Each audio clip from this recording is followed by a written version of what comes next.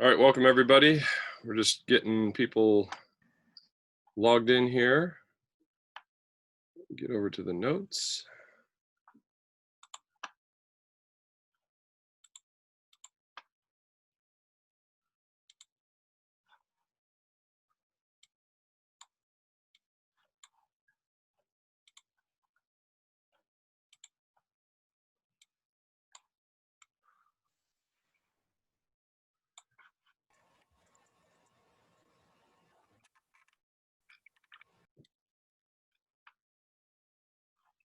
Zoom.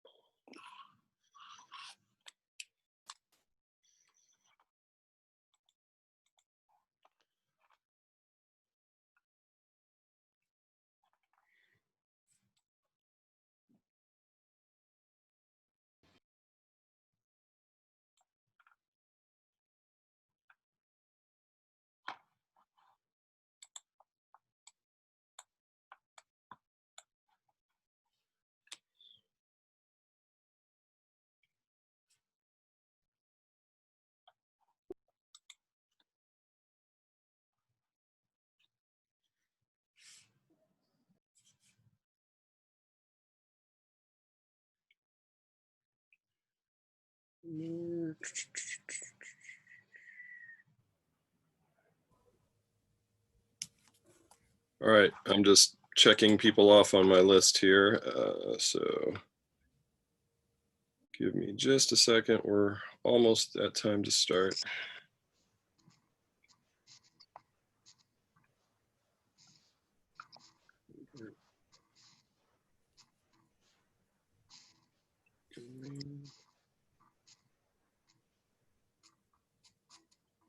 Boy, are we going to have a lot to talk about when it comes to current events. Anybody, what is the big news? Anyone? Ruth Bader Ginsburg died. Yes, Ruth Bader Ginsburg has died, leaving a vacancy on the Supreme Court, which honestly is going to be like gasoline on the fire for the already kind of crazy political situation we've got going on right now. So we shall see how it all plays out, but I did hear that there was already an incident where somebody tried to mail poison to the White House, I think a packet of ricin or something like that. So just when you thought 2020 couldn't get any crazier.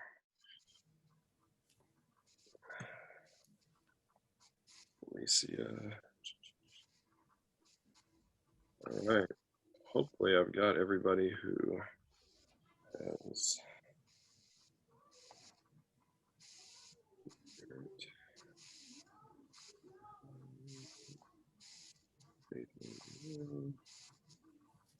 Okay.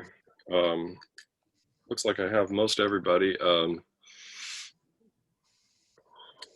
Yep. All right, so we're going to get started here. Welcome everyone to our APUS History Zoom session for today. For what is the date today? Let me look real quick. Sunday, September 20th. All right. So in fourth hour, we finished Baron Montesquieu. Oh, look, we got more people coming in.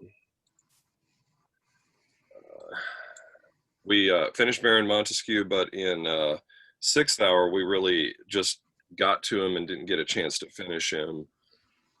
So let me.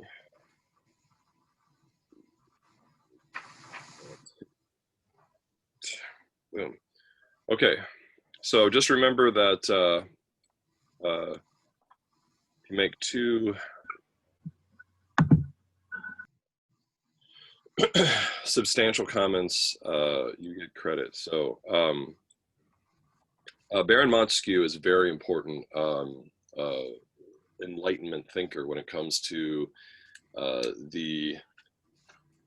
Oh yeah, I gotta grab a little list of who's got what slide. He's a very important Enlightenment thinker when it comes to our founding fathers and what they are going to be looking at in terms of. All right, so where did that go? I don't have it. You're going to have to remind me who, if you have a slide, because I'll have to pull it up. Well, actually, let me just do this really fast.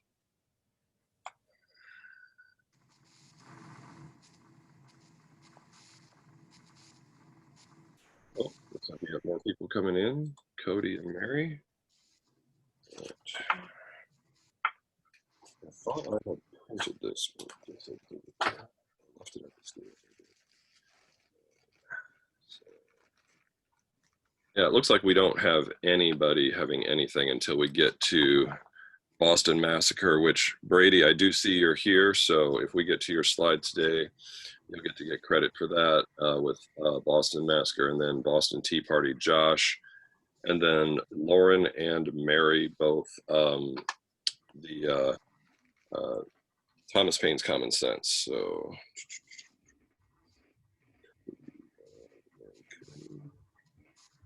all right. So, just try to warn me if we get to your slide. Yeah, it looks like Scott's got the Prohibitory Act. And Alec, you've got Paul Revere. All right. All right, so anyway, back to what we were discussing. So Baron Montesquieu witnessed the chaos of the Glorious Revolution, but also had some grudging respect for the system that was developing kind of on an informal basis. It wasn't written down formally anywhere, where legislative power is being split by the British in their constitutional monarchy away from executive power. So legislative power is kind of being taken over by what body in England? Anyone? Anyone? What body in England is taking over legislative power? Parliament. Parliament. Yes, Parliament. And so that, of course, is going to be very important because he's noticing how it is, in effect, taming the potentially tyrannical powers of the king, and and the fact that the king still retains a lot of the executive power keeps Parliament from becoming too tyrannical. In effect, the separating of those powers is going to reduce the risk of tyranny.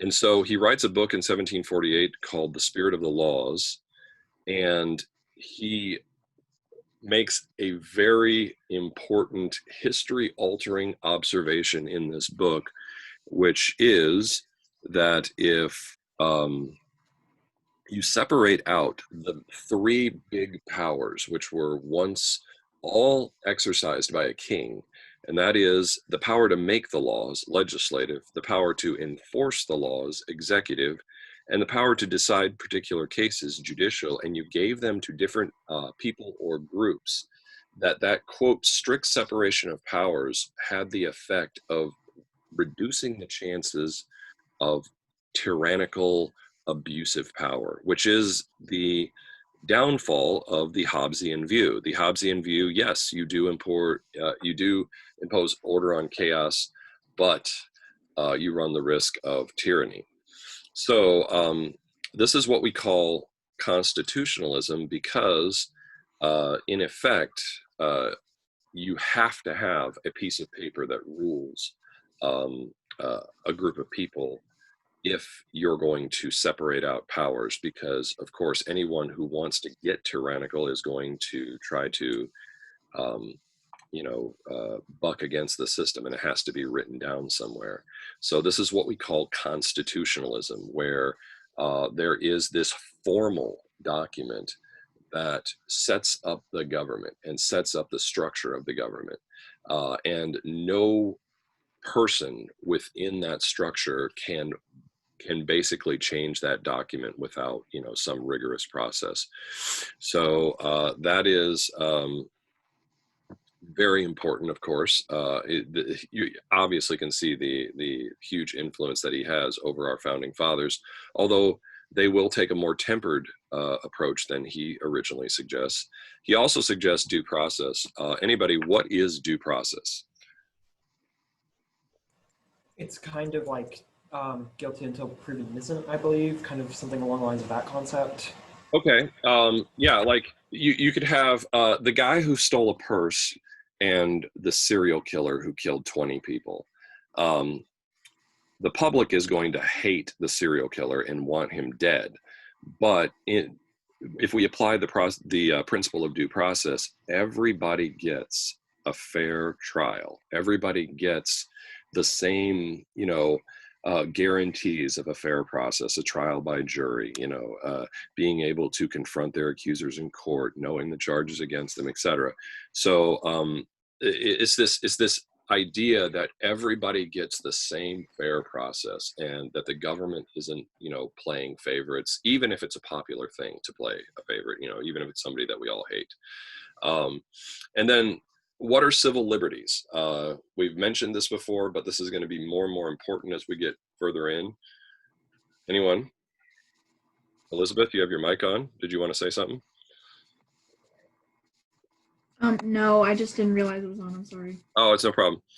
Anybody Isn't know it what? along the lines of what we were talking about with Faith's John Locke, like the basic rights you have?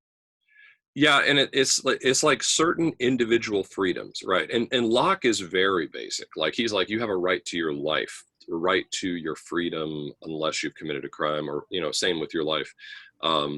But civil liberties are often more specific than that. Freedom of religion, freedom of speech, things like that. So he basically puts forward the idea that under this concept of constitutionalism, you protect very important things that make society function like it's supposed to, like due process, like civil liberties. So a very important Enlightenment thinker when it comes to how people can structure a government in a fair and equitable way. And that takes us to a very important conflict, something that is going to have far-reaching consequences, and in many ways will be one of the principal causes of the American Revolution, and it is the French and Indian War. This is going to morph into a much larger war in Europe called the 7 Years' War. And it will be fought like the War of the Austrian Succession / King George's War on a global scale. In other words, the conflict will be playing itself out in Europe, in India, and in North America. So kind of in on various parts of the globe, this same conflict is going to play out. But it's actually going to start in North America first before it starts anywhere else. And it is because of the growing tension over kind of the border between French Canada, kind of up near the Great Lakes, and I'm sorry, and the British 13 colonies, and that would be in the Ohio River Valley. And so the French begin to kind of move people into the Ohio River Valley to kind of take possession of it and claim it as theirs. And the British, of course, especially in the colonial areas, who had plans to move into that area, after crossing the Appalachians, they didn't want the French to get dibs on it, so to speak. So the governor of Virginia, Robert Dinwiddie, sends a force under kind of this guy who is this ambitious young colonial militia leader named George Washington, Colonel George Washington. Um, and Washington basically is out in the wilderness of the Ohio River Valley, and he just happens to come across a French scouting force under Ensign Jumonville. He ambushes the force and kills Jumonville. Now, it's worth noting that both the uh, the British colonial forces and the French forces are making use of Native American allies as they operate in this theater. But who do you think makes better use of the Native American allies and has more respect for how the Native Americans fight in this terrain? Wasn't it the French? The They just French? wanted to trade Yeah. with them. They didn't want to The enslave them or French? anything. It was the Yes. French. French. Yes. So all of you who said the French are correct. Now, what tactics do the French adopt from Native Americans that are very effective in the terrain of North America, where you don't have lots of wide open spaces, but rather you have lots of forested, hilly areas, um, where the terrain is kind of, broken up quite a bit. Anybody, a military historian type? Yes, Like Boyle. guerrilla warfare? Guerrilla warfare, yes. Okay, so this is something that I want you to make note of right at the very beginning here. The French and their Indian allies are going to fight like Native Americans fight. They are going to use guerrilla warfare tactics, ambush tactics, etc. So, kind of the one exception to um, that for the British is when Washington ambushes Jumonville. But beyond that, the British are going to fight like Europeans fight. They're going to line up like the Europeans do out on their kind of wide open spaces in Europe, and they're going to fight these kind of set piece battles where you have a whole line of men with their muskets. You have the guys on one knee aiming, and you have the guys up above them aiming, and then they're all going to fire at once because the muskets were so inaccurate that it's just going to create a hail of bullets that comes across to the other side. And then, of course, people have to have time to reload, and during that time, you can do charges, you can use horses to try to break through the lines. And there's kind of like a whole tactical manual that goes with how to fight these European wars. And the British, by the way, are very, very good at it. But the uh, those types of tactics generally don't play well on the terrain that you're going to find in North America. So Washington, after ambushing Jumonville, is going to build a fort to kind of lay claim to the area called Fort Necessity. However, his fort is surrounded by a much larger French and native force. All supply lines are cut, and Washington is forced to surrender after a siege. And he, as part of his terms of surrender, they had to lay down their arms and relinquish um, uh, claim to the Ohio River Valley and promise not to return for a year. So we're still kind of operating on those gentleman's rules of warfare, where if you're fighting somebody and then they offer their surrender, as a gentleman you must accept it. But so Washington lives to see another day, but he is returning to Virginia in disgrace after having failed to secure the Ohio River Valley. So conflict breaks out in North America first, but it will get a lot more crazy when things blow up in Europe, which we're about to talk about. Yeah, Boyer.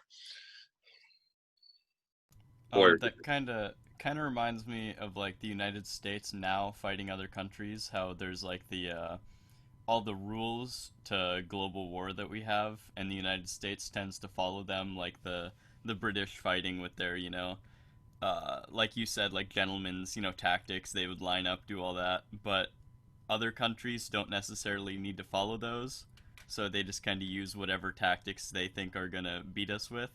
So the Well, French kind of could do whatever they wanted while we set these rules for ourselves. well, no, and the French do follow those. Like if they weren't following those rules, they would have massacred Washington and his troops. Like Washington did in the ambush kill Ensign Jumonville, which he felt bad about later.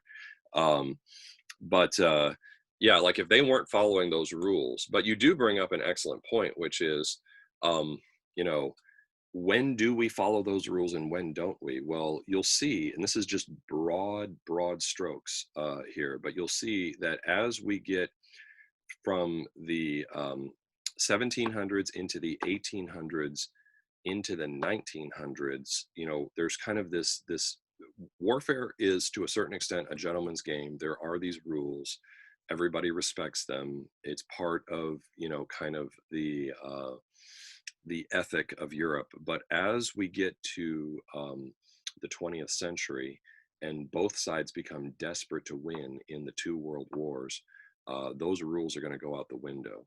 And we're going to reach depths of savagery that hadn't been seen since the Middle Ages or ever in human history, almost, with the worst thing that human beings have done to one another.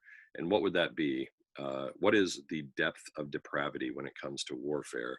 Wasn't it the Holocaust? Yes, very good, Faith. Yeah, it's the Holocaust. And so um, then afterwards, the world's going to be kind of in shock as the videos from the Holocaust camps make their rounds around the world.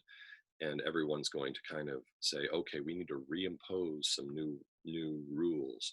So that's kind of the world we live in now, is we've reimposed rules. We have rules of engagement.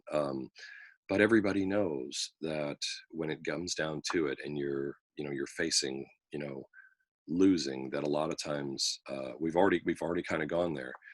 People are willing to just throw the rules out the window and do whatever it takes to win. So yeah, we've kind of blown up that idea that humanity has just marched forward and is becoming more and more civilized, and we're leaving those brutish ways of the ancient and medieval worlds behind us. Yeah, that all fell apart at the end of World War II. All right. So anyway, back to kind of what we were discussing. Benjamin Franklin, whom we've discussed, and the future governor of Massachusetts, Thomas Hutchinson, and other colonial leaders believed that a major war was coming between England and France, a war for all the, all the marbles, so to speak, a war for everything. And they basically were worried that the English colonies were going to get picked off one by one and massacred by the French and their native allies. They had some bad experiences in the previous wars, the dynastic wars, where, just you would have these forces just appear out of the wilderness and just sweep down upon a community and just destroy it. And so for the mutual safety of the colonies, they basically hold a meeting in Albany, New York in 1754. And the delegates from the various colonies in that meeting approved something known as the Albany Plan of Union. Now, why is this significant? Why do we care about, this, hey, let's join together so we don't get massacred kind of plan? Why is it something that we make note of now? It's kind of a precursor to the Declaration of Independence in a way, just like the leaders gathering together to make a statement or make a plan. Okay.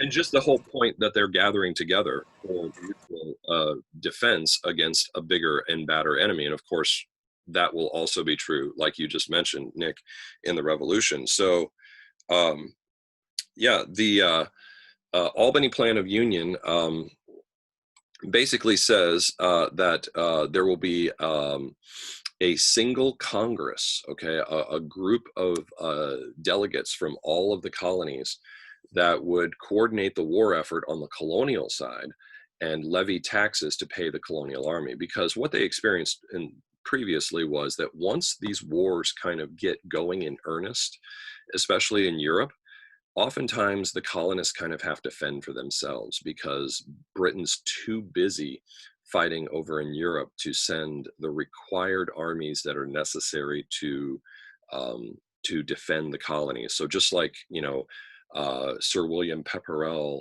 taking the Fort Louisbourg.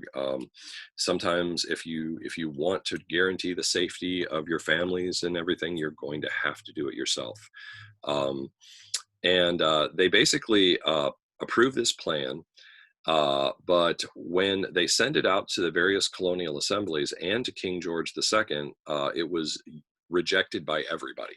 Okay, so the the Albany Congress doesn't really produce any lasting effects except for an alliance, which the members of this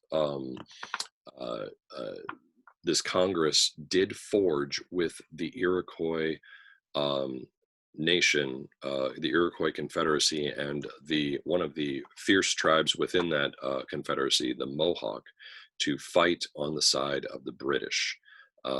Mostly because the big enemies of the Iroquois, the Huron, were fighting on the side of the French. And so this leads us to what many historians call the First World War, the 7 Years' War in Europe. So if you take AP Euro, this is known as the 7 Years' War, but we call it in our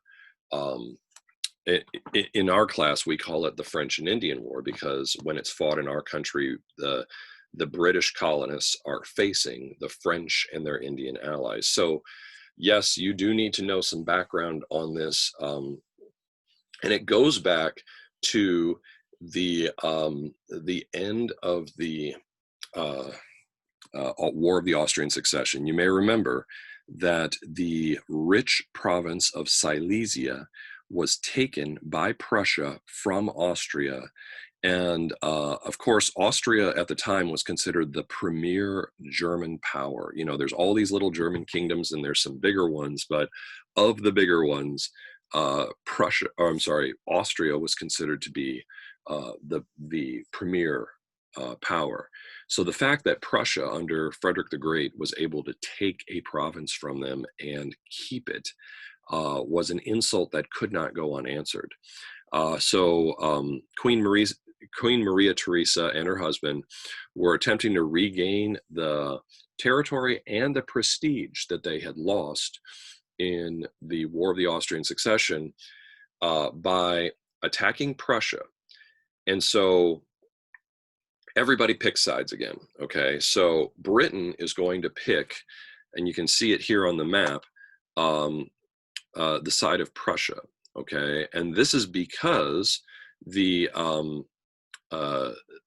French will ally themselves with the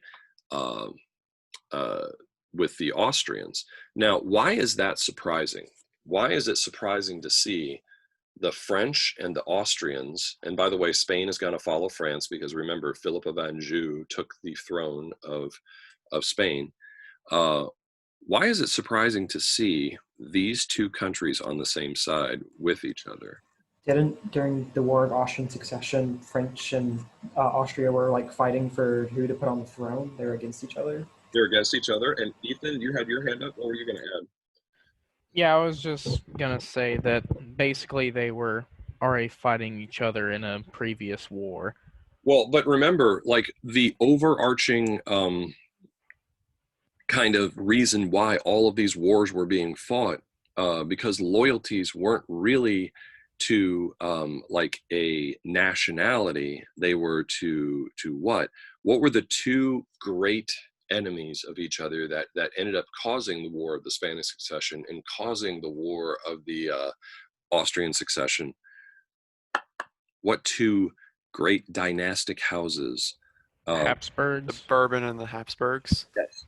So to see these two great dynastic powers who were kind of vying for various thrones in Europe to all be collected under their family on the same side shows you that they are seeing something that is a real threat to them. What is it that they see that is such a threat to these two houses? This is a tough question. It would, if you had the background that we had in AP Euro, it would be easier to see this. Anybody want to take a stab at it? Just look at. Maybe with the history of the families. Well, okay, you've got two families that are collecting thrones, right? What could possibly Yeah. what could possibly be a threat to two families collecting thrones? A third one. Yes, very good, Lauren. Yes. So the third one is being basically led by what great, brilliant military leader who's winning against incredible odds. He just took away a big chunk of Austria away from Austria, which was again yes. Frederick II. Frederick the Great, yes, also known as Frederick II of Prussia.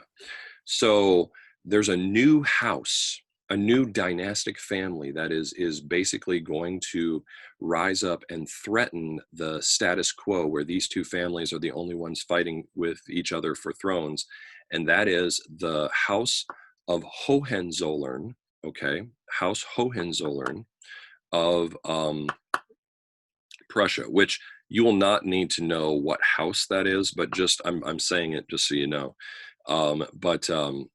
Yes, the Prussians are now kind of upsetting the apple cart, so to speak.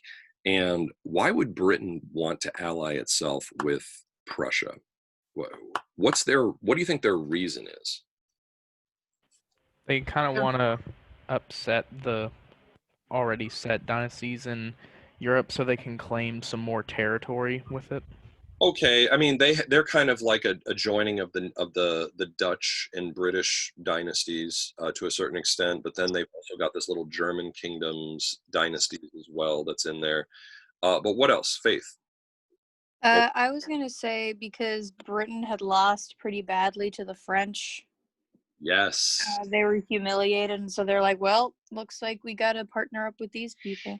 Yeah, it's all about the French. Okay, so Britain is joining up with Prussia really because of the French, and really because they're worried about their colonial possessions elsewhere. So their interests aren't so much on the European continent as they are elsewhere. Why would then Portugal join with Prussia and Great Britain?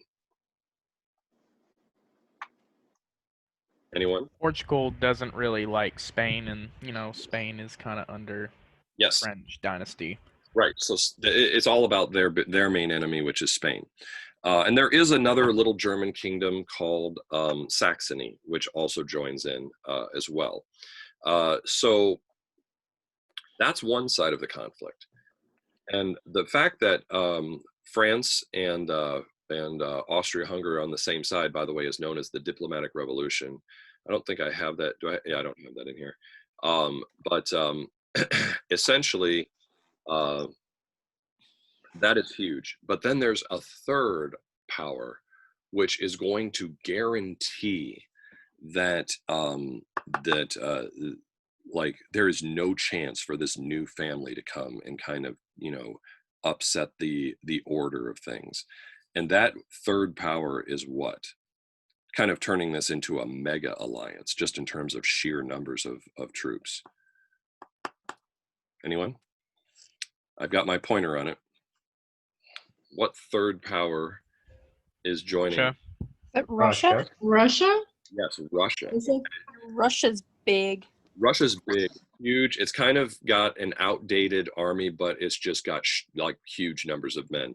Like their muskets aren't as up to date and et cetera, And then you've also got Sweden as well, which at the time is actually a big regional power.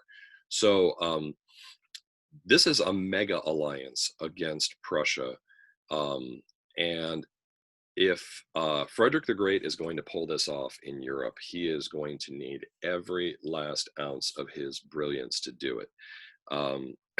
So let's jump back over to North America. So in 1755, the British send an army of British regulars under General Braddock to take back the Ohio River. General Braddock is old school European warfare style fighter. And he basically marches in there, and he is getting ready to fight a European style battle against the French. And Colonel Washington is with his army, leading some of the American militia. And he's like, sir, this isn't a good idea, sir. They don't fight like that. And he's just like, shut up, you lost already. So they go out and they fight this big set piece battle. Well, it's actually not a set piece battle. It's kind of an ambush. But Braddock tries to fight it like a set piece battle called the Battle of Monongahela. And with 900 men, the French and their native allies are able to basically ambush and like almost annihilate Braddock's army of 1,850 men, killing and wounding over 800 British and colonial troops. Before Colonel Washington is able to rally everybody, taking command after Braddock himself is killed, and getting the survivors to fight in a style that fits the terrain better, and they are able to retreat. The French continued to win big victories. They took Fort William Henry. And the guy who is I'm sorry, they took Fort William Henry, and they also took they won another battle at Carillon, where they were outnumbered 5-1, and they also took Fort Duquesne. So if anyone has seen the movie Last of the Mohicans, that actually depicts the Battle of Fort William Henry.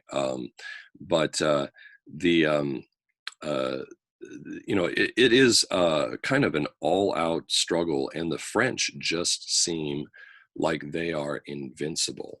And the guy who runs things for the French just keeps letting this feed his ego.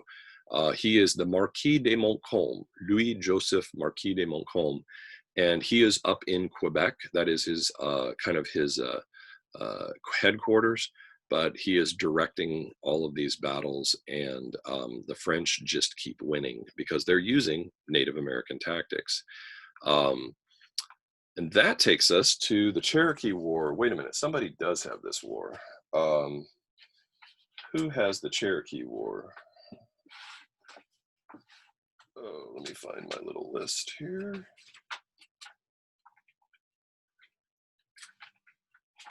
Station 1. I know somebody has this. Well, I guess they are not on the call. This is on that first rotation. For whatever reason, oh wait, here it is. Let me look real quick.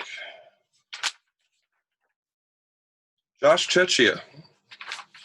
Is Josh Chechia on this call here? No, I think he said he had work. Okay, all right, well, he'll just have to pick a different slide, so I'll let him know.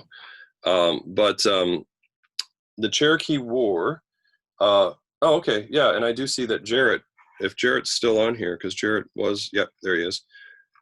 Jarrett, you've got Treaty of Paris, so don't forget, we're coming to your slide pretty quick here. Okay. So this is where things get even worse for the British. The Cherokee tribe had been a loyal ally of the British until some settlers in Virginia got into a conflict with them over some horses. And the Cherokee chief, Chief Stalking Turkey, also known as Chief Okonostota, basically retaliated by raiding settlements.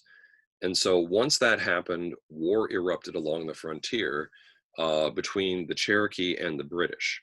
So not only are the British losing up north, kind of near the New York, New England area in these battles, and kind of in the Ohio River Valley in these battles against the French, but now they're forced to divert some of the troops they have down to the south.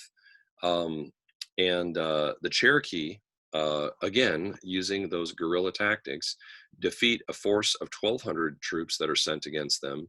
So then the British kind of double down and send in another force of 2,600 troops under the command of James Grant, who adopts a strategy you will see in the Civil War under Sherman, of kind of this destroy the enemy's ability to make war against you by destroying their home, so to speak. James, and it also will be adopted in the Indian Wars in the late 1800s against the Great Plains tribes as well. But he just destroys Cherokee villages, burning and destroying their places where they grow crops, where they're able to provide the food they have for their people. And eventually the Cherokee will capitulate and make peace. And King George, hoping to smooth over the hard feelings, and by the way, this is King George III now, who does speak English, and who does try to get members of Parliament on his side with his, and we're going to be talking about him in just a minute here, with his, with kind of charming part of Parliament, the Tories, to do what he wants. He invites the Cherokee leaders over to London to kind of, reestablish the alliance. And they go, and they're kind of, everybody wants to see them because they're so, different from Europeans. But the interpreter, who was able to speak both languages, dies of a disease, kind of similar to what happens to Pocahontas. And so they're unable to make this kind of formal alliance with the king because they can't talk to each other. There's no other person who speaks both languages there. And so that is the Cherokee War, which is part of this war. And the British then kind of turn the tide with essentially what is a Hail Mary type of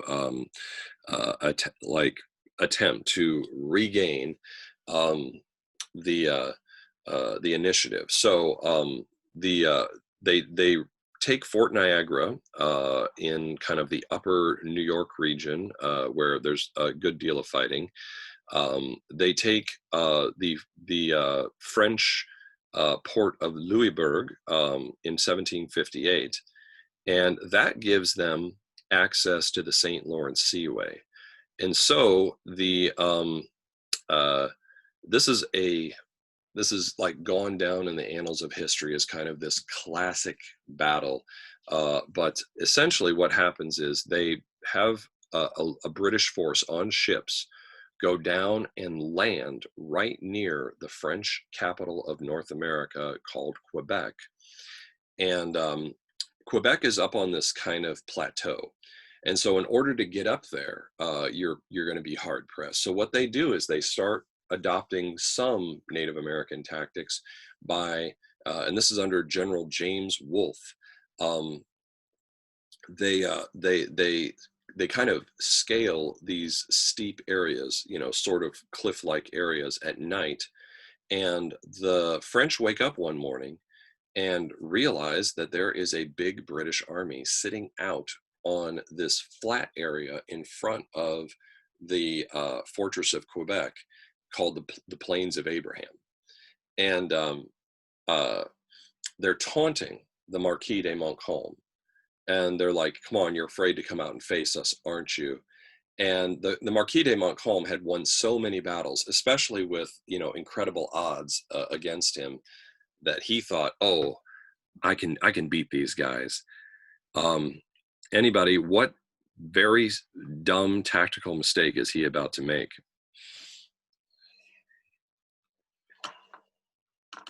Underestimating the enemy? Well, what else? What kind of warfare are the British really good at? Warfare on planes. just your traditional kind of set piece, battles between the Europeans and that they fight over in Europe, those kind of battles. And so the French come out to meet the British in this epic battle for the city of Quebec. And in this battle, the British win, even though their general, James Wolfe, is mortally wounded and dies. But that actually is kind of going to clinch things. And then Geoffrey Amherst, another British general, is going to follow that victory up by taking the French city of Montreal as well. So by 1760, the French have capitulated in North America. So that, of course, is the part of the war that we're most concerned with. Although I am going to discuss real quick the other theaters before I hand it off to Jarrett. So just so you know, because this is all stuff that you would cover in AP Euro if you were covering the 7 Years' War. Just this is kind of the nutshell version. Frederick the Great just keeps on winning like battle after battle, because what often happens is, because of the Bourbons and the Habsburgs kind of having this rivalry where they both want to like stop the Hohenzollerns under Frederick the Great from gaining anything else, but they're also so overconfident they think they can just go in and beat him themselves. And so what'll happen is he'll beat like a French army, then he'll beat an Austrian army, then he'll beat a French army. So it goes on for a while, and the British really aren't much help. They're like fighting elsewhere around the world. They're fighting in North America, and they're fighting in Europe. I'm sorry, in India, and they're supplying some men and some supplies and whatnot. But then once they kind of win in both North America and India, King George is like, oh yeah, we'll see you later. And now Frederick the Great is kind of on his own. And finally, the members of the other side of the alliance realize we've got to join together. We've got to join forces if we're going to beat him. And they call upon Russia under Empress Elizabeth to join. And just as, and Frederick the Great is making out his will, and he's like, he's getting ready for what looks like is going to be an eventual defeat. But the Russians at the last second have a change in leadership. Empress Elizabeth dies, and the new heir to the throne, Tsar Peter III, is a huge fan of Frederick the Great. He's like, I studied all your battles. I really like you. And he essentially pulls Russia's troops out right as they're about to mount this massive offensive against Prussia. And so Prussia goes out to face the other two powers in battle and wins against incredible odds. Again, showing how much of a brilliant military mind Frederick the Great was. As a matter of fact, later Napoleon, when they came and saw a statue of Frederick the Great, said, if he were here, I would not be. But Frederick the Great is able to beat both Austria and France at the same time. And that brings an end to the 7 Years' War in 1763, and everybody gets together to basically form a peace treaty. So, Jarrett, this is your slide. I'll let you take over and go ahead and tell us kind of how does this all hash out, but really when it comes to North America, that's what we're most concerned with. So go ahead. All right. So essentially, the French pretty much lose everything they have over there. They lose all of their claims to Canada, and all of their land in North America goes to the Spanish. Not all of it. No. Well, the Louisiana Purchase, like most of that land goes to them. Okay, so why would they give it? Now, this is actually because in a little treaty right ahead of time, kind of in a spiteful little treaty, because the British were supposed to get everything. They give a bunch of territory to the Spanish. Why would they give it to the Spanish? Do you remember from like how the thrones and the families kind of shook out, you know, from those previous wars? Why would I not. anybody? Why would the French be willing to give a huge chunk of territory, basically Louisiana, to the Spanish? Because they don't want. Oh, you can go. Oh, because Spain is under France's dynasty. Yes, the Bourbon dynasty. So the Bourbon family is like, okay, well, at least we'll keep it in the family, so to speak, if we can't keep it under our direct control. So they give Spain to, I'm sorry, they give Louisiana to Spain. So Jarrett, what parts of French North America go to the British? Pretty much like Florida. Okay, well, Florida is a goes. territory, which we're going to talk about in a second. But we'll talk about that because Spain is going to. We'll talk about what happens with Spain. But give me like what areas kind of that were once like the heart of the French Empire in North America are now directly under British control. Where they were trading in Canada with all of the Native Americans. Right. So French Canada, which kind of was on both sides of the St. Lawrence Seaway, encompassed the entire Great Lakes area, and of course also encompassed the rich Ohio River Valley, and you know on downwards to the Gulf of Mexico. So that whole area now becomes British. And then let's talk quickly about Florida. So what about Florida as well? They got it from Spain mostly, but they got Florida as a big cash crop place. Yeah, so Florida became kind of a British territory because they realized they would not be able to hold up with the British having such a strong position. And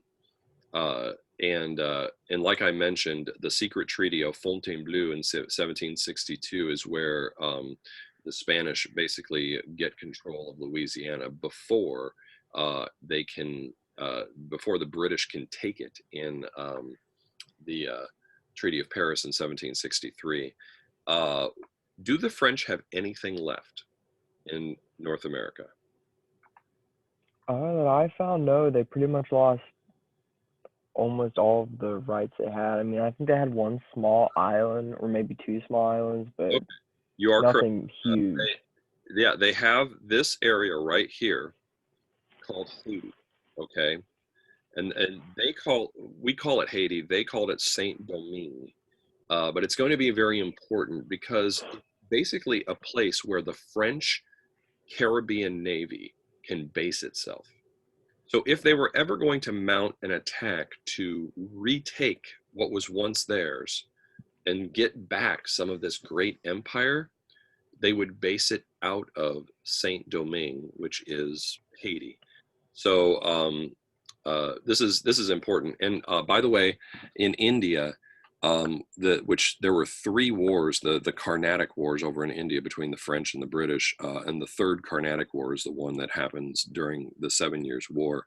The British get everything. So the French are out in both India and in North America, and they lose their colonial empire. So Jarrett, what kind of sentiment is this going to create inside of France, which will become very important later on, towards the British especially, this losing of their empire, so to speak? Well, they obviously don't like it. I mean, they just lost like half of their land, but it comes into play later because when we declare independence and we request them to help defeat the British, they take it as personal and then help us defeat the British. Part of the motivation for the French getting involved. Yes, very good. So that is the Treaty of Paris, very important. And this is one of those wars where it was for all the marbles, so to speak.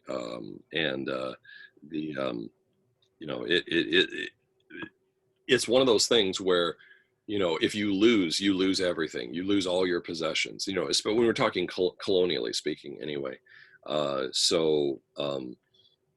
This is going to have consequences that reverberate for some time. You know, no longer the days of the little horse trading where, you know, we'll give you this little piece of land in North America for that little piece of land in Europe. It was, you know, you lost all of it. And it's going to create some real bitterness.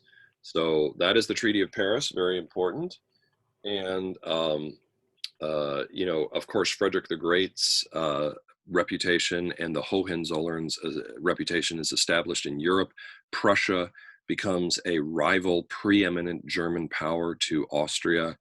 And the whole history of Europe will be different, as we now have 3 dynastic families that are vying for thrones.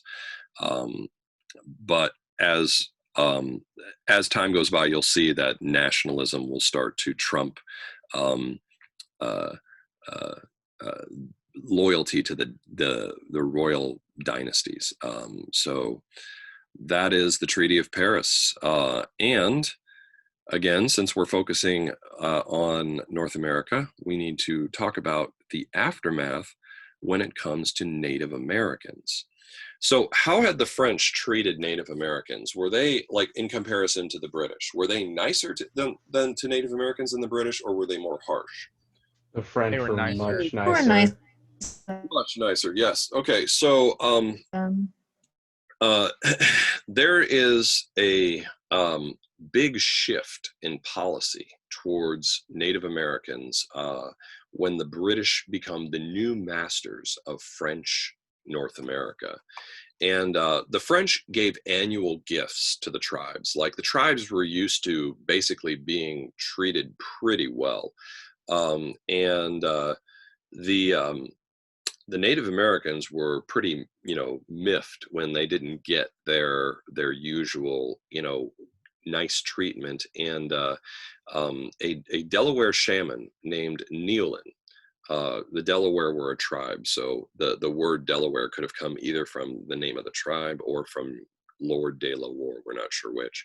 But he basically was named Neolin. He preached a return to the old ways. He said the reason that we're losing our land and the reason that our French brothers lost theirs is because the spirits of the ancestors are angry with us for rejecting the old ways. We need to go back. You know, it's kind of like a fundamentalist revival of Native American religion. And so there is this kind of Native American religious revival that sweeps across the tribes. There's kind of a big confederacy that's developed, and an Ottawa war chief by the name of Pontiac, who had been a big supporter of the French, becomes the leader of this new Native American confederacy. But it's like a confederacy that encompasses tribes in a much larger region than you know, any confederacy had before. And under Chief Pontiac, the tribes basically start attacking British possessions in these kind of far-flung western regions, and the British just can't win battles against them. They lay siege to Fort Detroit in 1763. The British tried to, like, you know, use the tactics of the Cherokee War and go in and take the home village of Pontiac, but you know, they were betrayed, ambushed. The entire British force that went in to do that was wiped out, and so things start to get ugly in Pontiac's war, and Pontiac and his allies basically are trying to take Fort Pitt, and they have it besieged. Okay, this is what is now modern day Pittsburgh. It's where we get the name Pittsburgh from. And there's a new low. Remember how we were talking about the rules of warfare?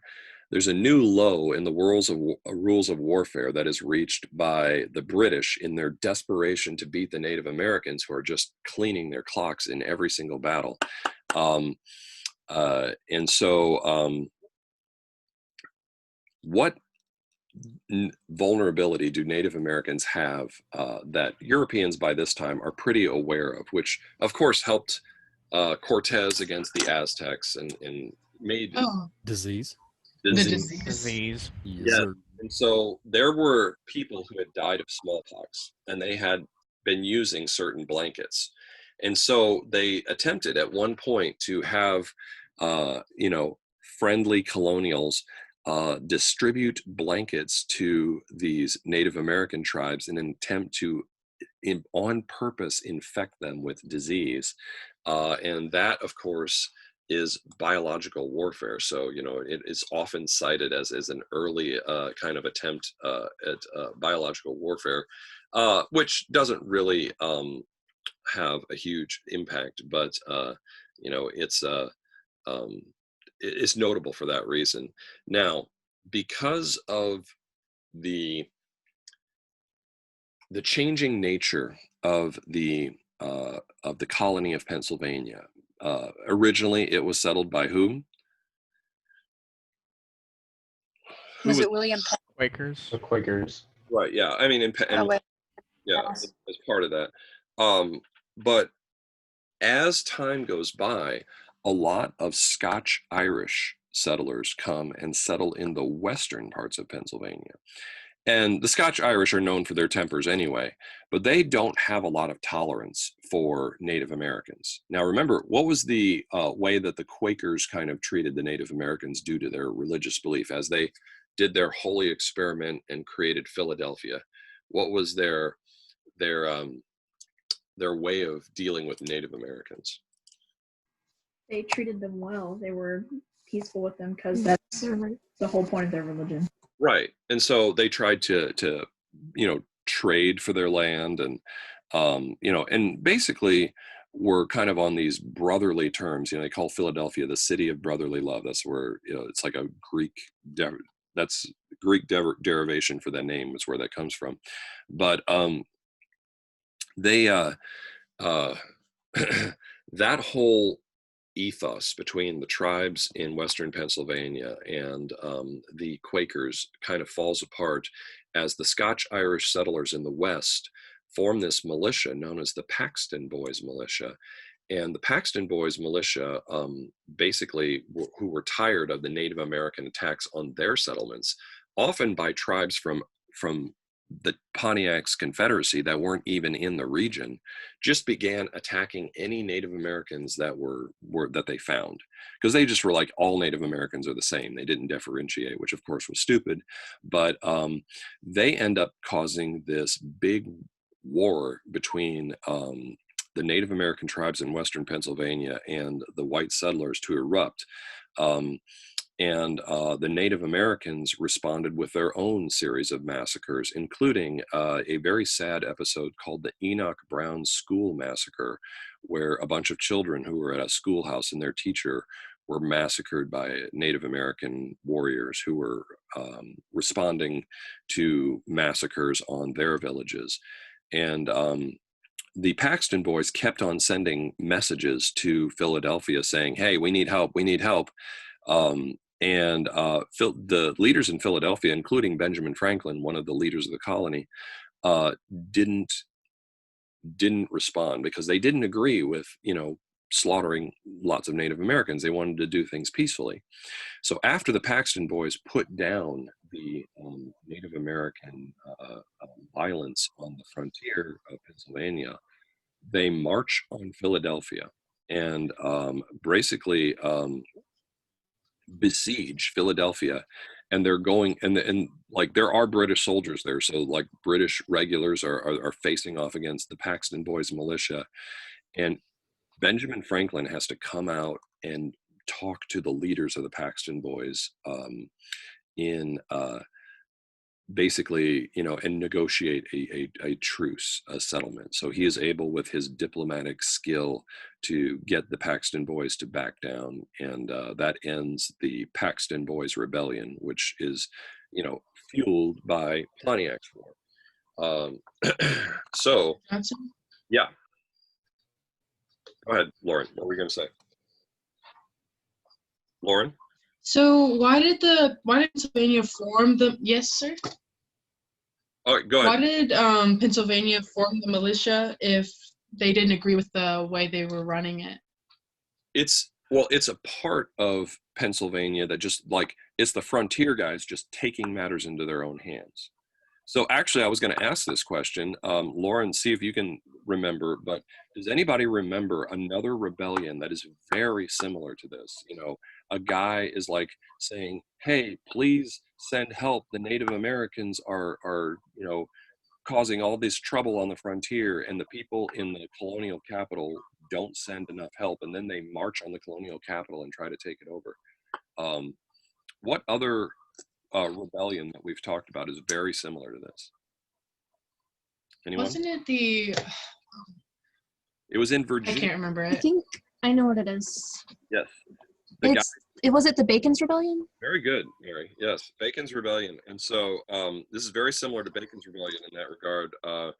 And so that is the siege of Fort Pitt, and the Paxton Boys Rebellion, which is only stopped from seizing the colonial capital at Philadelphia by the diplomacy of Benjamin Franklin.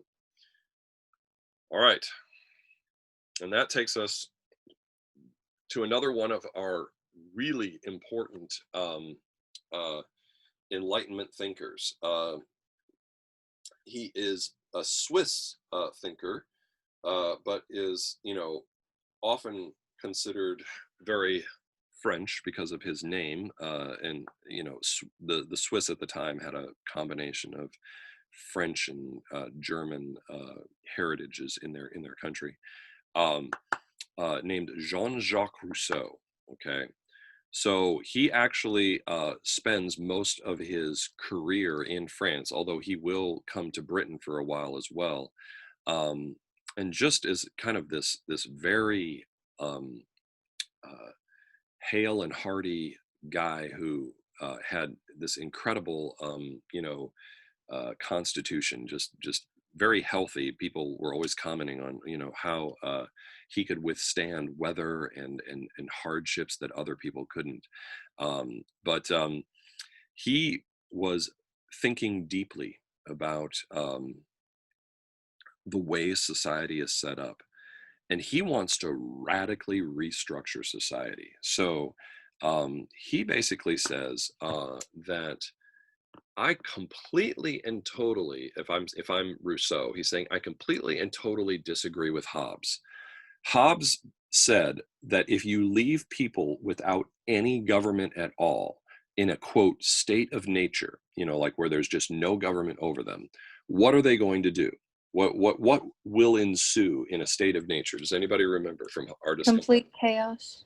Okay, so Faith, yes, chaos. People are. So what does that say necessarily about people? People, in essence, are what? Chaotic. According to which one? Chaotic and evil. Greedy. Max, I heard you there. I didn't quite hear what you said though. Are people basically good in the Hobbesian view, or are people basically bad and flawed? Like Bad. Bad. yeah, you can't trust people to just treat each other nicely on their own. You have to go in and you have to assert control over them. That's the whole basis of Hobbes' outlook on the world. So Rousseau, yes, Valicia. I know he said, like in a direct quote, no man has any natural authority over his fellow men, which basically means the general will of the people shouldn't be decided by the government. Okay, and you're talking about Rousseau? Yeah. Yes. Okay. And you're actually anticipating right where we were about to get to. So I'm going to come back to your quote in just a second. So Rousseau is like, well, if you leave people in a state of nature, they're actually going to treat each other just fine. In other words, he says man is basically good. And if you leave people without any government, there will be kind of peace. And he kind of sees it as this, the days of the tribes back when Europe was still in the hands, before the Romans came, in the hands of these various tribes. And he kind of sees it as almost an idyllic time when people treated each other with a relative degree of respect. And you could also point to Native American tribes in North America before the white man comes and imposes authority. So before we get into a little bit more of Rousseau's thinking, can anybody tell me who's right? Who do you agree with more on the nature of man? Can we trust people to be good, or are people just bad and need to be controlled? Go ahead, Faith. I believe that people are basically bad. Basically because bad. Because you don't have to teach a child to lie. Okay. You don't have to teach a child to steal. You don't have to teach anybody to do anything. These are kind of things that we're inherently we learn ourselves.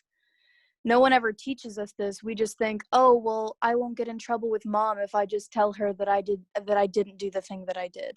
Okay, so this is you see it like throughout the world.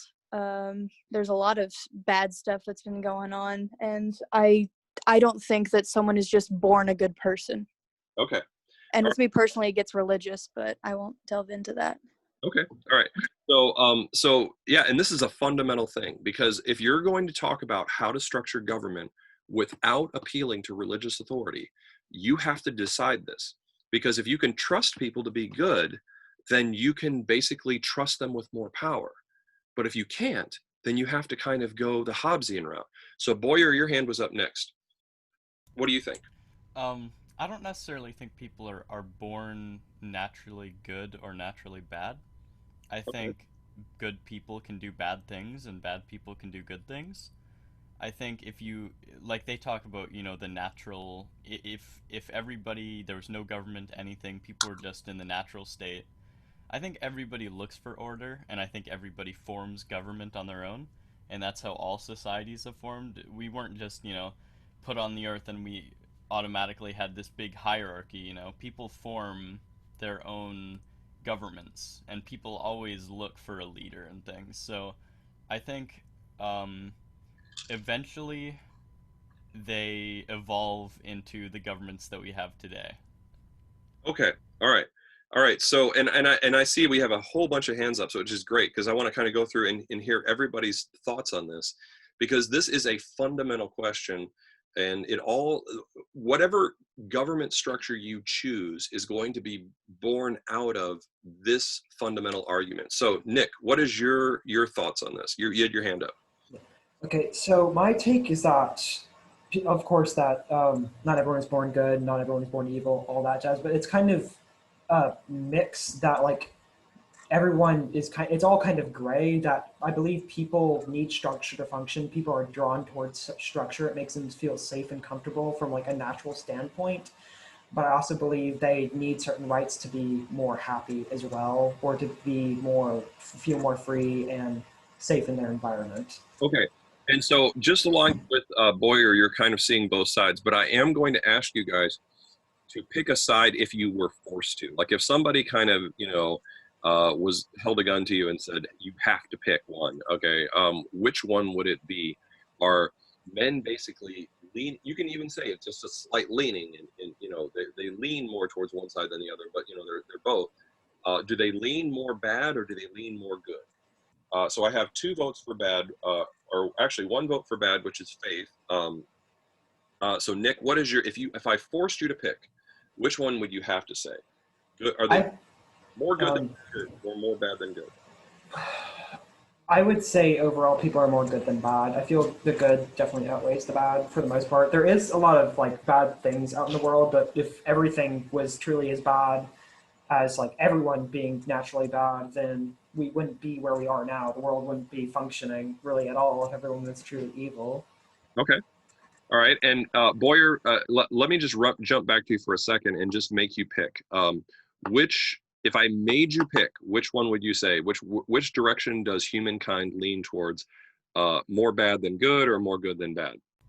I'd say probably people are more good than bad, just because kids, like Faith was saying, I mean, kids do, they're not taught to lie, they lie naturally, but at the same time, everybody has morals naturally, and everybody, don't murder people. That's just kind of a instinct I think we're born with. Okay. All right. So I'm very interested to hear the varying opinions here. So Ethan, you were next. Go ahead. In my opinion, I think people are slightly more good innately than they are bad. Okay. And mainly it's because people do good things born out of inspiration while people do bad things born out of desperation. And Okay. I like that. usually centralized government, like people are born with basic morals, not to kill and all that, but those can be warped by desperations. But also when you bring in a more centralized government and you bring in political discourse into it, they muddle that up and change the meanings of, oh, you're not murdering someone, you're just fighting a war. Okay. All right. Very good. Elizabeth, go ahead. What's your vote and why? I think I kind of agree with Ethan. I think people are more good than bad, and sure, bad people can do good things and good people can do bad things, but a lot of it depends on the context of the situation and your perception, I guess. So, but I think it leans more towards good than bad. Okay. All right. More towards good than bad. All right. And Braden, go ahead. Braden, you have your hand up. Yeah, sorry. So since we've gotten a lot of votes for good, I'm gonna actually take the side of bad. Okay. And so Ethan said that people will do bad things out of desperation, but like the need to do bad things wouldn't arise if people weren't like innately selfish. So that desperation would arise because like the people are selfish and they only care about like their survival or something similar to that. And so that fact alone would like be enough in my mind to say, hey, people are bad. Like they don't care about others. They only really care about themselves. Okay, so you're saying people are more selfish than unselfish. I think that's an excellent addition to the argument. Max, go ahead. Oh God, we're terrible, man. So you're bad. You're on the side of bad. Okay, go ahead. Yeah. If you were to strike all structure from humans entirely, there is no concept of fellow man. There is no morals. Because once you've removed all structure from people, we're all just individual little creatures who need to live. And it's not bad is only a concept from our point of view as a society of people. If you were just some random creature on a planet, you aren't doing bad things by killing someone else or stealing their things because there's no concept of society at that point. But I feel like even if you were to rip all society from humans, no matter how hard you tried, we would just fall back into some kind of social structure because that is like our innate state is to try to find one. Because we're operating at like 5% efficiency. And then as soon as you start tacking on other people, you start building on to a groove humans like to be in where they don't have to do everything. But if you rip everything from us, yeah, no, we're just selfish, terrible creatures. Okay. All right. Autumn, go ahead. I think that people are naturally more good than bad because there has to be some degree of people wanting to work together and mutually benefit for a society to work at all. And I think that comes naturally. Okay. I know we're saying that this is like putting people in the state of nature, and usually that's like survival of the fittest, but I don't think that's realistic with humans just because of the emotional aspect of us and like Boyer was saying, natural morals. Okay. All right. Scott, what's your vote and why? I think people will be good when there's consequences for being bad. But if we were just like all fighting for survival, I feel like we'd be more bad. So it depends on the context. If you have society where there's rules, people are going to be more good. But if you're just like, no society, nothing, I think people are going to be more bad because they need to fight for things. And so I'm gonna put your vote down as bad, because this is we're saying in a state of nature, what would you what are bad. All right, so you're saying people are just going to tend towards bad. All right, Faith, go ahead. Okay, I wanted to talk a little bit more. I hope you don't mind. I wanted to go like on some examples and stuff. I think that society and our reputation is what factors into being good as well, because I mean, you see people with the anonymity of the internet going on and just hating on people for no reason, but they wouldn't say that kind of stuff in person. So I think that the fear of not being liked adds to it. But I also want to say there was some test that was conducted where there was an audience of people and they were all wearing masks and they had these clicker buttons or something. And basically the whole point of this experiment was there was this random guy that they picked, and they basically had the choices that would come out of his day. Apparently the guy wasn't in on it. They just picked some random stranger, and at first it started out by having just random stuff like his drink gets spilled on him or something. But then it got escalated to he gets beaten up outside a bar. And then it got more escalated to where he would get mugged by somebody. And the only time that people actually realized what they were doing and they stopped was when he tried to escape the mugger, and then he got hit by a car. Okay. So pretty much every choice that people made due to the anonymity, they all chose to have the bad thing happen to the person. And you could hear people in the audience laughing and everything like that. I forget exactly what it was called, but I remember watching it and being kind of freaked out. Okay. All right. So you're saying that in a state of nature, yeah, I mean, and that goes along with your original vote, that people really do tend towards bad. Okay. Excellent. And I think it's reputation that contributes mostly. Okay. All right. We want people to think that we're good, but we're not. All right. Ava, go ahead. You have your hand up. Okay, so I think a lot of things kind of factor into the whole good and bad debate. Like Faith said, it's a lot about reputation and what you want people to think about you, but it's also like consequences and stuff like that. So I think, in a sense, people are good. People want to be good. And a lot of the time when people do bad things, it's for a good reason, but that's not always the case, obviously. But I think in a state of nature, it depends on the person, honestly, because some people will try to be nice and, ally with people. And then there's other people that will just try to be one man for himself and go and take out everybody. Okay. All right. So what is your vote? People are basically good or people are basically bad in a state of nature? Which one is it? I'd probably say bad. Okay. All right. Dylan, you're up. I personally think that people suck, but I know there are studies online where they gave children a choice to help someone or hinder them, and a majority of the children choose to help the person. Okay. So what your evidence that you gave goes against your point, though. So you backed up your point that people generally suck with an example of how they don't suck. So in a state of nature, which one is it? Are people basically good or are people basically bad? I think we start out as good, but then the world influences us and we end up bad very quickly. Okay. All right. Dylan, you have anticipated something. All right. So I'm going to put you down as a vote for good. All right. Kenzie, go ahead.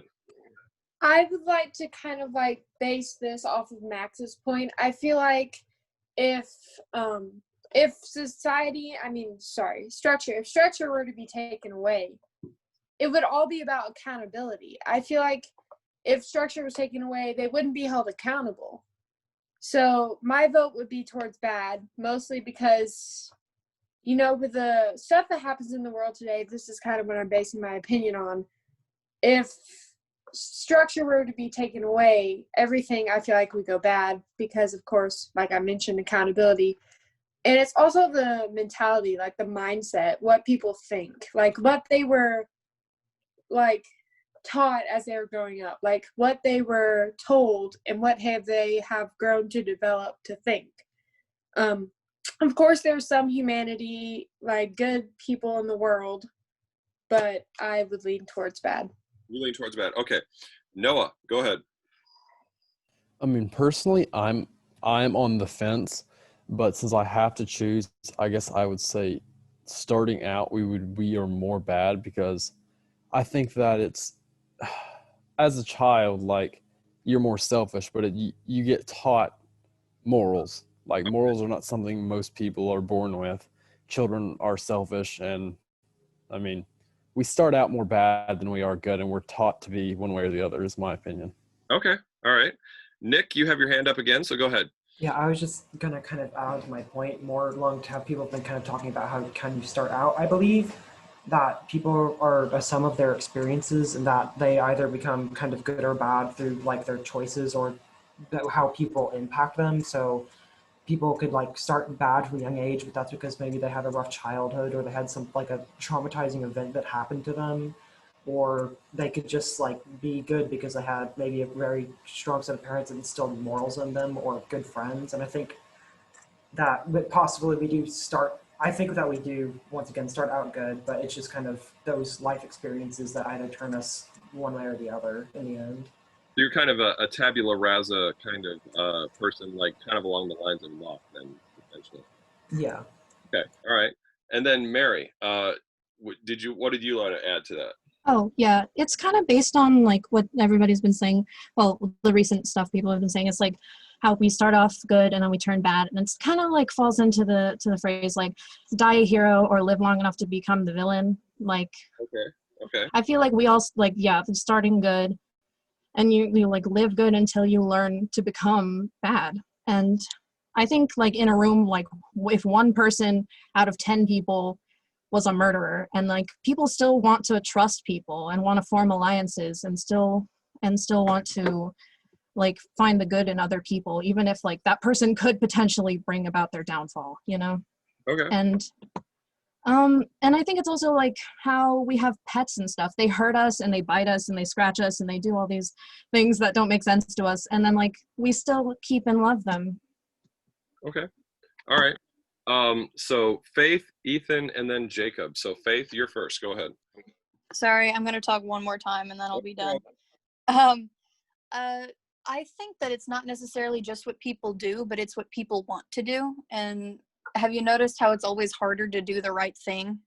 Like when you're confronted with a choice, people inherently want to be selfish and look out for just themselves. But it's a lot harder.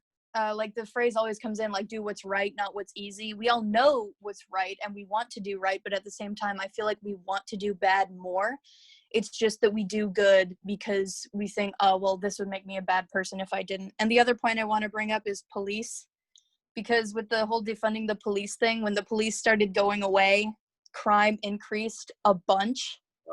Okay. Because there wasn't as many consequences anymore. So crime in the places where the police got defunded or like all that other stuff happened, the crime went up. So I think it's harder to do the right thing. We may want to, but it's harder. And with the evidence of the police going away, people started doing bad stuff because they weren't held accountable. All right. Excellent evidence from current day events. All right, Ethan, you're next. I just wanted to add something to, for the more people are born good, is that specifically when you get highly complicated social structures, is that social pressures bring entirely new problems that people have to worry about and entirely new outlooks. And specifically, what I said before, desperations make people do bad things. That societal structure make people become more desperate about more things, and that overall in the macroscopic level people become more bad than they realize in a highly complicated society and government structure. Okay. All right. So Jacob, you Yeah. are the deciding vote because it is a tie 6-6. So for kind of this round, because it seems like nobody else has their hand up, what do you think? Are people basically good or are people basically bad, and why? I think people are bad, but only through the view of society. So people are not, in the grand scheme of things, without society, good. The idea of good and bad is created by humans. Okay. what our opinion of good and bad is created by the society at that time.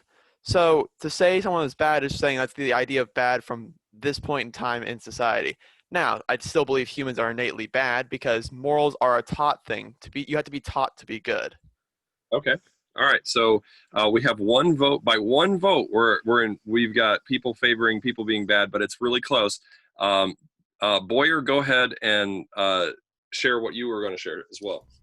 I like what I think it was Faith was saying about how it's easier to do the bad thing than the good thing. But I don't think just because something is easier means that's inherently, what we'd go towards. No, So that's not like, what I was saying. so you were on like the good side, I just or meant like say for instance, there's the option to tell the truth, but you'll get in trouble, or you can lie and just get off easy. I'm just like that was the example. I'm not saying that what is easy is inherently bad. That's not what I was saying. I just mean in a lot of cases it can be easier to do the wrong thing instead of the right thing. yeah, I didn't mean like whatever's easy is what's wrong. Sorry, I should have yeah. been more specific on that. I would say that with me being on the good side, I would say people want to do the right thing, but it is like you said, it is a lot of times more. Uh, I would say just it'd be easier to do the bad thing than the good thing. I would say most of the time, because like it's a whole lot easier to end a life than to continue living. It's easy to go jump off a cliff, but it's a lot harder to collect food and water and stay alive.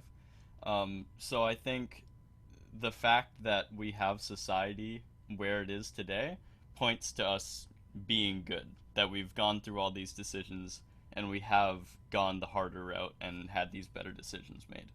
Okay.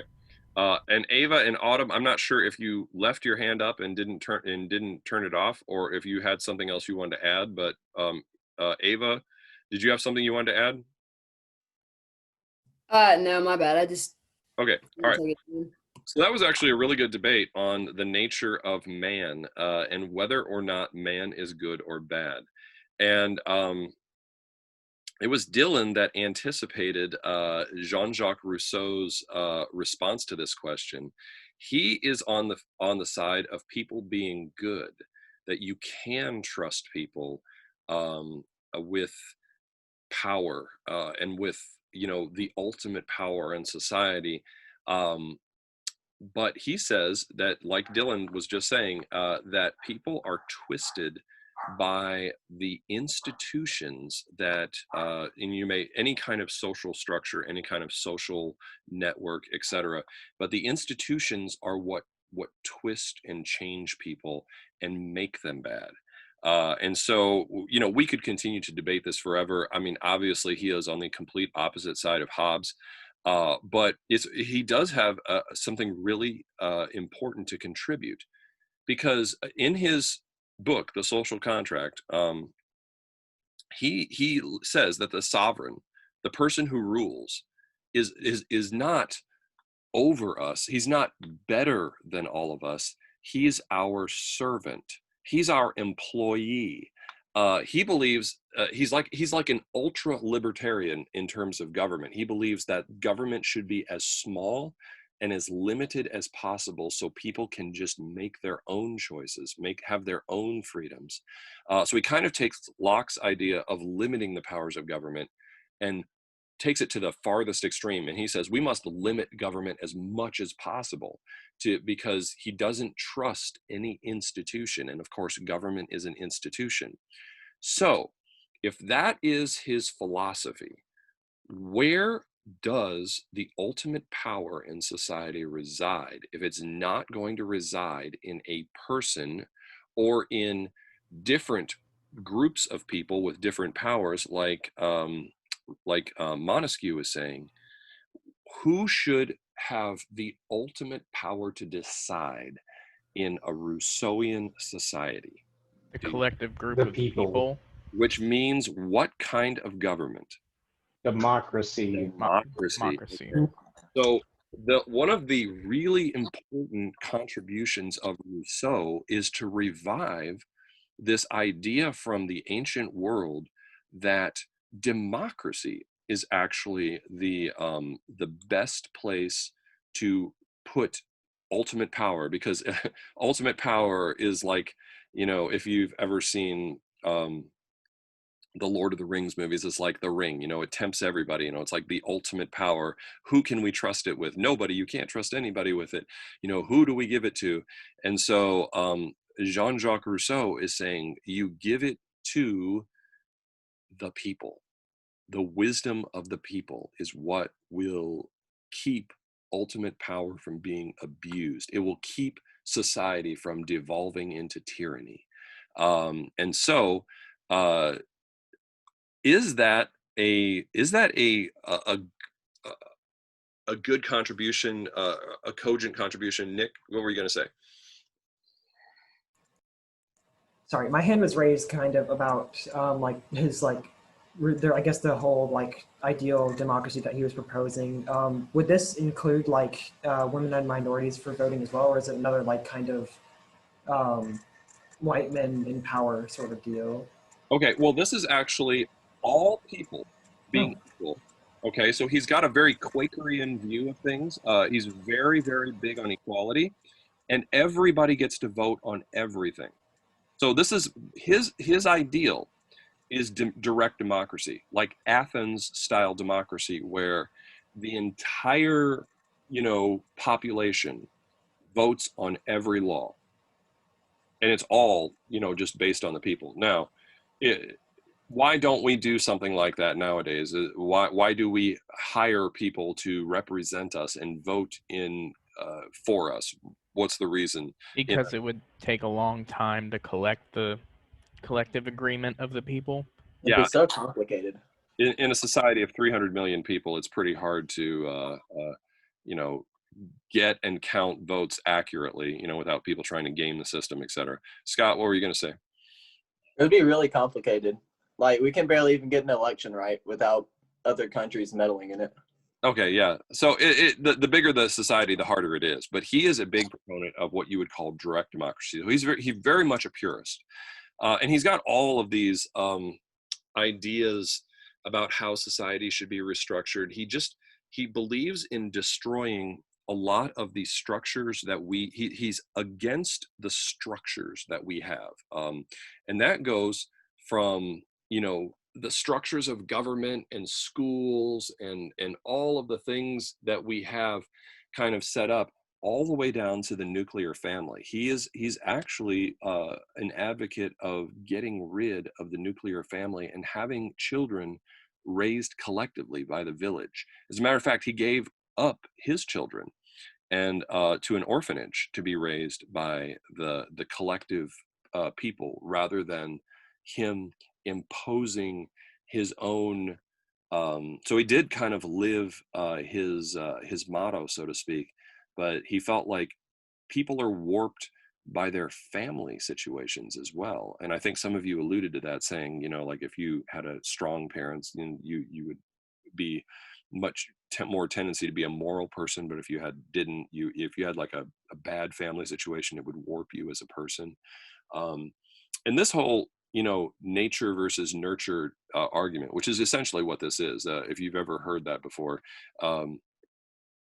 is it your nature that makes you a good or bad person, or is it, you just are born that way, or is it how you're raised, your nurture? Is an argument that we won't settle. It's still being debated even today. But this is a huge and important contribution in the social contract towards how men should be governed. And so he's all about democracy, which is his biggest contribution, but then also about people having all kinds of freedom. So when we talked earlier about civil liberties, he's like, people should have a huge number of liberties and freedoms. Like, most of the decisions of your life should be made by you, not by a government. Like, things that you when you're deciding what you want, you basically decide the vast majority of them. The government decides very few things. And of course, he's all about having certain individual freedoms and rights be sacred. Yes, Autumn, what were you going to say? So, how much of an impact did he have on like slavery and minority rights? Okay, and notice his little quote there. Man is born free, yet everywhere he is in chains. Slavery is an institution, okay? And according to Rousseau, it's bad, okay? All people are equal, women and men and races, and he doesn't see nobility as being any better than anyone else. You can make some strong comparisons between him and the Quakers in that regard. He is very much a proponent of equality and very much against things like slavery. But again, remember that the government that we will have is a result of the mixture of all of these, the various reasons people came over. You know, obviously cash crops and money being the big motivation in the South, and religious reasons being the big motivation in the North. And all of these founding fathers that have time on their hands and money enough to buy the books and be kind of try to be a part of the Enlightenment, like all the cool people in Europe are. They are going to be reading all of these ideas, but they're going to have their own prejudices and their own, you know, economic situations that are going to dictate to a certain extent how they are going to hash things out. Yeah, that's Rousseau. And so that's an excellent question, Autumn. I feel like we're still not, we haven't gotten to the point yet where we can answer how does slavery factor into the new country yet, because we haven't gotten to that point in history. So we're going to hold off on that until we get there. But yes, also very important part of this debate. So that takes us to the Proclamation of 1763. So the British are losing against the Native American Confederacy under Pontiac. And they want to somehow placate the tribes. They want to make the tribes kind of realize that, hey, some of the fears, some of the anxieties that are driving this war where you're beating us badly, you're being too anxious about things that aren't going to happen. And so King George, you know, basically through Parliament, he's leading Parliament, makes this proclamation in 1763 where he says that no colonial settlements will go beyond the Appalachian Mountains. Now, that's going to create some issues. Anybody want to speculate on what kind of consequences such a proclamation might have? I mean, it's being driven by the realities of Pontiac's War, but go ahead, Faith. They want to expand later, and that's going to suck for all the natives. They expand across the continent, and that pushes the natives back, so they're basically being lied to in an effort to get a fake peace for a period of time. And maybe at this time he did mean it, but later on that's not going to be upheld, especially since America's not going to be under the rule of Britain for much longer. You're taking the cynical view that Parliament and King George don't really mean this. All right, Maxwell, what were you going to say? This isn't just going to make the natives mad. This is going to make the colonists mad when they hear that they aren't allowed to go beyond these stupid mountains that probably have cool stuff beyond them. Yeah. There's so much more area to grow my tobacco, and I can't do it because the stupid king said I can't go beyond it for the sake of the natives. Exactly. So, you know, it's like the king and the Parliament are so distracted by this war with the natives that you know, they're just, you know, ignoring the fact that the colonists are going to be upset. And of course, the reason we're covering this is why. What is this one of those little stepping stones leading to? Anybody? Well, this leads to displeasure with the king and generally just the British government. So it's kind of gonna fall into like, hey, we don't want to be under you anymore because we want to do our own thing. We want to go past the Appalachians, stuff like that. Boom. Yes, another little stepping stone towards the revolution, towards the rift between the colonies and the king slash Parliament. All right.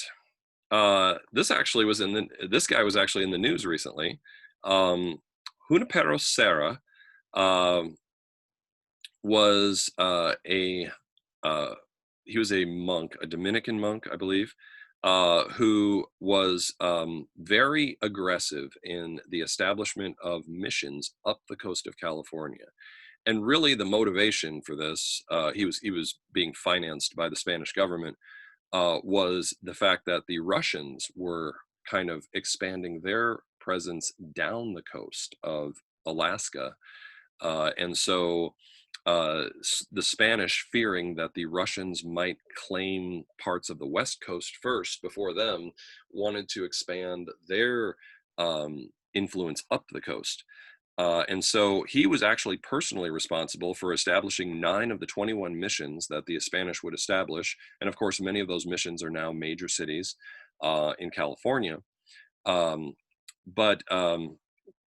And of course, he led this effort to Christianize many of the natives, and there were like hundreds of native tribes on the California coast. It's a very complex society over there, but it also led to a lot of native deaths due to disease, and made it possible for Spain to kind of claim that area as theirs. But he does have a bit of a bad reputation because the tactics that were used were a little on the harsh side. They, would try to, they saw the Native American shamans as kind of, practicing the devil's magic, and, they were pretty harsh in trying to stamp out native practices and religions. And then, of course, they put natives to work in the fields, in kind of an extension of the philosophy of the encomienda system. And there were a lot of misery and death kind of followed from that as well. So he does have a bit of a mixed legacy. And how does this play into current events? I don't know if anybody saw this in the news. What happened recently that was related to Father Sarah and the California missions? Anyone? Nobody knows. His statue. He had a statue out in California. It was pulled down when they were pulling down statues all over the place. They pulled his statue down. Ava, did you want to say something? No, my bad. Oh, okay, no problem. All right. So that is the Spanish kind of reaching up the coast. San Francisco was established by 1784. And we do have a situation now that has emerged where the finances of the British government are in a bit of trouble.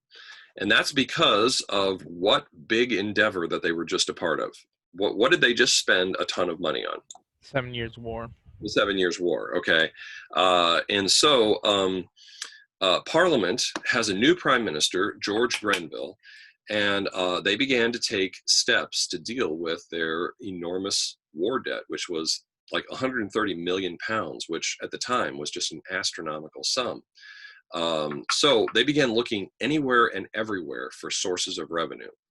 So Grenville decided that the days of salutary neglect are over, and that the American colonies in particular, since they benefited so much from what happened, because we would all be speaking French now if it hadn't been for their Hail Mary, attempt to take Quebec, which paid off.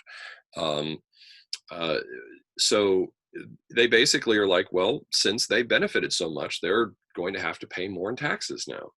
And so Grenville basically institutes the following reforms. The first is the Sugar Act of 1764, which is a direct tax.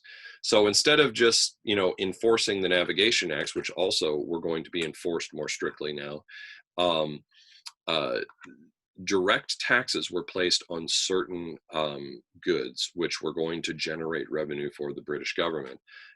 So they kind of expand the number of items being taxed, and they also are going to start cracking down on smuggling. So this was common practice among many of the trading companies, shipping companies, etc., that imported goods into the colonies all the time. Now there were going to be custom agents at every port, and the customs agents were going to have these kind of these search warrants on steroids called writs of assistance. A writ of assistance basically allowed them the power to just go in and search and take whatever they wanted. They had the authority of the king to do so, and they were going to use the the firepower of the Royal Navy in order to enforce this. And then also in the Currency Act of 1764, colonists had to use gold or silver to repay their debts to the British, and paper money, which was being issued in the colonies here and there, was outlawed. So what effect do you think this will have on the colonists? I mean, I think it's pretty obvious where things are heading, but what are some of the kind of domino effects that anyone sees coming out of this? They're gonna hate the British Empire even more after they already told them you can't go past the Appalachian Mountains, and so it kind of just adds even more fuel to the fire. Sure, and in particular, in what part of the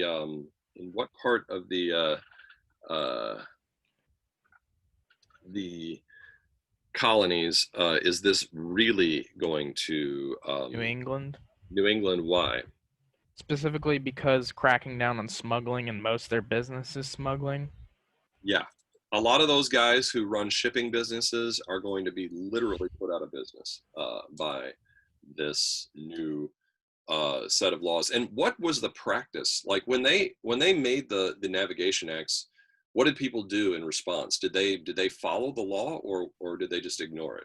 They kind of just ignored it, and they weren't really used to that law being enforced. Right. So people are already kind of used to ignoring these laws, and so that's going to be common practice. And of course, then the British are going to have to crack down. So that, of course, is going to lead to the first resistance in the colonies. The colonial economy was just getting to the point where it is really starting to thrive, and people are really starting to prosper, and things are starting to settle down. The fights with the Native Americans have subsided to a certain extent, and businessmen and farmers were just getting on their feet, so to speak. And then this happens, and it's like a gut punch to the colonial economy, the Grenville policies. And so many businessmen and farmers were now facing the potential loss of everything because of the additional tax, the inability to sell to anyone except the British, and their debts were still there, and they weren't able to pay their debts. And they're like, well, if we could at least have somebody in Parliament to speak for us, because Parliament, the nobles who were a part of Parliament, were supposed to be speaking for all of the various groups of people all across Britain. And they even had a little part of Parliament, which wasn't very powerful at the time, called the House of Commons, which was supposed to be where commoners could even, make recommendations. What things were pretty much run at this time by the House of Lords. So an American lawyer who had a talent for turning a phrase made a slogan to go along with this idea of if you want to tax us, then at least you should let us have some voices in Parliament that would at least be able to speak for us. And so, of course, we know this from the elementary school version of American history. What is the slogan coined by James Otis? Anyone? No taxation without representation. No taxation without representation. So that became the rallying cry for people who were in economic distress and were mad at the British government for its its new policies. And it's kind of hard to get people to completely just rebel against their country. That's not an easy thing. You know, the colonists, like many others, were loyal British subjects and felt that strong affinity with the homeland. But they're saying, well, wait a minute. If you wanted to be fair, then all you have to do is just give us a voice in Parliament, so we can at least make our you know, our concerns known.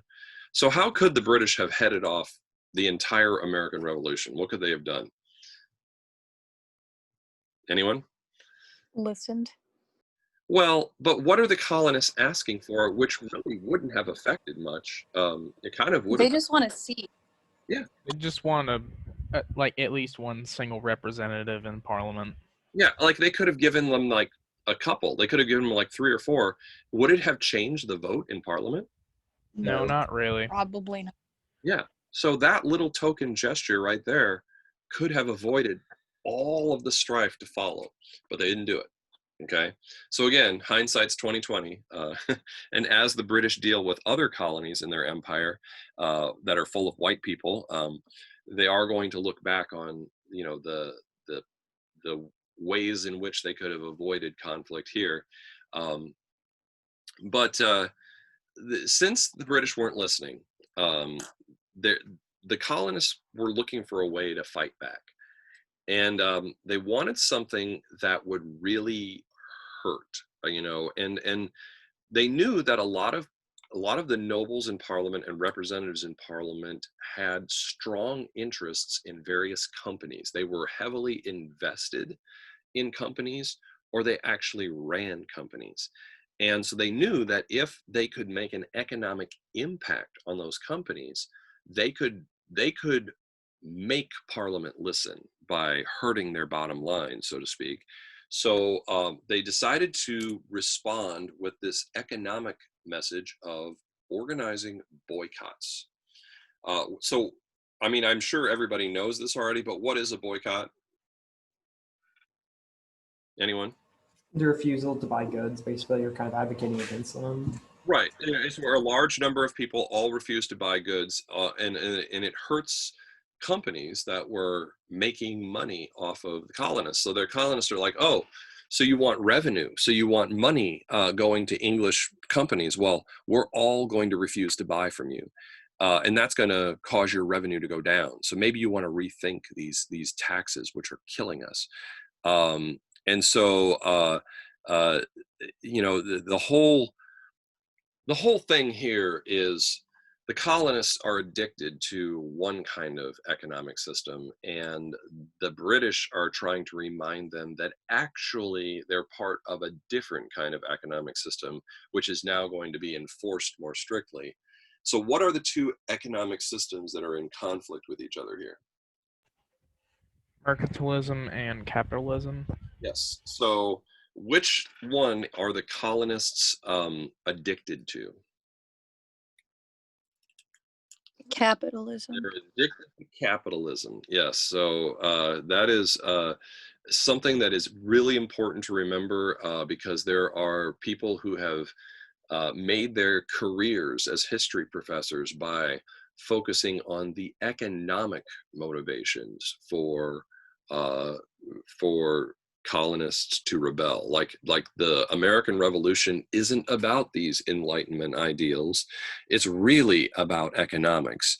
And those are just kind of like, you know, window dressing, so to speak. Now, of course, that's just a theory, and there are others who have counter theories, but I just wanted to make sure that I mentioned that that's very important because those have become kind of vogue, you know, to at least acknowledge as you go on. I'm sure you learned about this in the elementary/middle school version of history that you went through at one point. So we're going to take a little more complex view of it. So in 1765, Grenville's Parliament passes a law that says, okay, because they're looking for a way to make it so you can't avoid paying taxes by boycotting goods. And so they're looking for something that everybody has to use. That's just, it's indispensable. You have to have it. And they realized that a lot of the commerce and a lot of the communication that went on in the colonies is all based on paper. We have a very literate public by this point, thanks mostly to the Great Awakening. And people were voraciously reading newspapers and tracts and little letters and whatnot that got passed from person to person. And it was like a big deal when the mail came, because everybody would run over to see what was in the mail. Of course, newspapers were making a lot of money because people read them from cover to cover. And so Grenville decided that, and Grenville's parliament decided that the way to make it so colonists could not avoid paying taxes was to force every published piece of, every published document to have an official stamp on it. And without the stamp, it could not be published, or it couldn't be considered a legally binding in terms of being a contract, or it couldn't be considered a legal document of any sort if you're thinking in the legal world. So this was going to impact what industries in particular. What industries in particular are ones that rely on documents? Anyone? Newspapers? Newspapers is one. Anyone else? Mail delivery. Okay. Yes. Obviously, when you're getting things in the mail, they're going to have some kind of stamp on them in order to go through the mail system. What else? Well, you said something about legally binding, so like lawyers had to have. Lawyers, okay. And of course, lawyers have somewhat of a bad reputation, but they are the most articulate people in any particular society. And so when you tick off all the most articulate people, you're going to have a problem because they're all going to come up with very clever little ways of resisting and forming eloquent, and moving arguments to resist, etc. What else? Any other professions, areas of the economy that would be negatively impacted? Any business that had to rely on contracts, which are a part of the business world, that is something that, Banking. Yeah, banking, but just in general, like for instance, if you were a shipping business, you would say, okay, we're making a contract to buy X number of goods at X price to be shipped, in such and such. Those kinds of things are the lifeblood of the business world. And so pretty much all of the literate and middle class to wealthy parts of colonial society were impacted by this act. And that, of course, is going to create a real problem for the British, because some lawyers are going to really take this to the nth degree. In particular, a guy named John Dickinson of Pennsylvania, who put together this, quote, Declaration of Rights and Grievances, where he asserted that the only bodies which had the legitimate right to tax the colonies were colonial assemblies. You had delegates all being created and sent to a Stamp Act Congress, and the Stamp Act Congress would put out John Dickinson's Declaration of Rights and Grievances. And then the colonists basically also said, hey, but we also want some other rights as well that are in the English Bill of Rights that British citizens enjoy over in Britain, like the right to a trial by jury.